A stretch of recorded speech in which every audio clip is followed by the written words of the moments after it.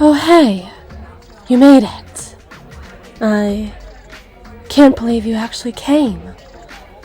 I'm gonna ask my boss if I can take 5 to show you around.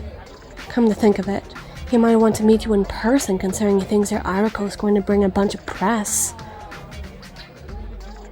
Well, I talk now, but you'd have to pay me $25.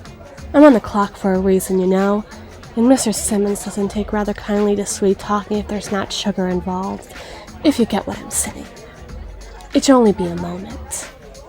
Take a seat, my dear reporter. Grab a glass. Enjoy the show. We're all friends here now.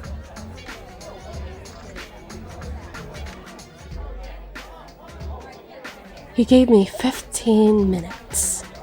How generous of him, He must be really grateful for all the good publicity you'll be pulling in.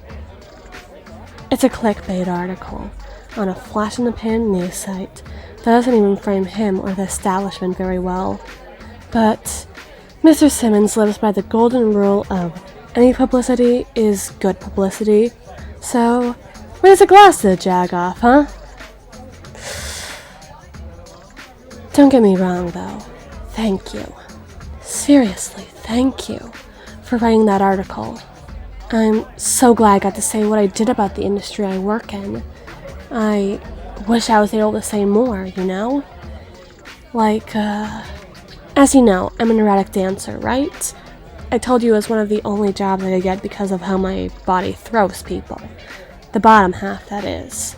So I got a job somewhere where people would be willing to catch that curveball. Cater to that interest. Simple as that, right? Well, I also work other jobs when money's tight. And the fact of the matter is that there's no place in the world where sex work is really decriminalized. You're allowed to offer services, but not purchase them. Vice versa. And if you do, it's a scarlet letter in some societies, yada yada. Because it's not decriminalized, there's no laws really in place to protect sex workers like my friends and I from violence, murder, or fraud, as reporting those folks would basically be like throwing ourselves into the sack with them, or worse. Jack the Ripper's cases may ring a bell to you. He may not have been hacking up people like, well, me, but he was hacking up people like me. Not to mention that for a lot of people like me, it's the best jobs we have to sustain ourselves. Without physical establishments, a lot of people do this work online. But they often get banned from websites, and certain banking institutions won't let them work with them, simply because the stigma sex work has.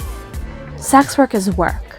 Prostitution, stripping, and even what I do, which is a bit more tame, is still considered work. No. I'm not asking you to make an attempt on your article or anything. It was great. I'm glad I got some stuff out there. It's just easier to talk to you when I know I'm not in the hot seat, so to speak. It's rough, you know? You have all these great ideas and then you get so nervous they're all just, poof, gone.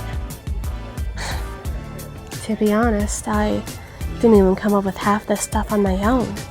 My friends had a lot that they wish they could have said on the matter. Hell, a lot more intellectual stuff than I had to say on the matter, but you chose me.